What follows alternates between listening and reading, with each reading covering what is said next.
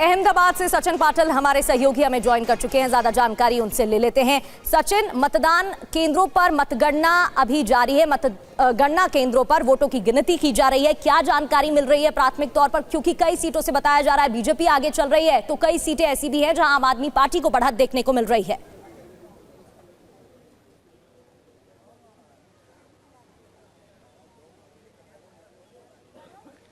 देखिए, सबसे महत्वपूर्ण बात तो यही है कि जब नॉमिनेशन फाइल हुए, नॉमिनेशन वापस खींचने की जो तारीख थी 15 तारीख, उस दिन तक भारतीय जनता पार्टी बिना किसी चुनाव के या बिना किसी मतदान के 733 सीटें जो है वो अपने हस्तक अपने काबिज कर चुकी थी। उसके बाद का ये जो परिणाम है वो परिणाम भारतीय जनता पार्टी के पक्ष में है। गुजरात भर की अगर हम बात करें तो जिस तरीके से भारतीय जनता पार्टी की सीटें आ रही हैं और जिस तरीके से भारतीय जनता पार्टी महानगर पालिका, नगर पालिका, जिला पंचायत और तहसील की जो चुनाव थे उन चुनाव में अपनी बढ़त हासिल करते हुए आगे बढ़ते जा रही है। वहीं साथ ही साथ सौराष्ट्र की अगर हम बात करें तो करीबन कई सीटें ऐसी हैं, 20 से ज्यादा, जिन सीटों पर आम आदमी पार्टी ने अपनी बढ़त बनाई है और आम आदमी पार्टी जो है वो वहां पर सीटें लेकर के आगे बढ़ती हुई दिखाई दे रही है। दूसरी बात, कांग्रेस की बात करें तो कांग्रेस पार्टी जो है वो इस बार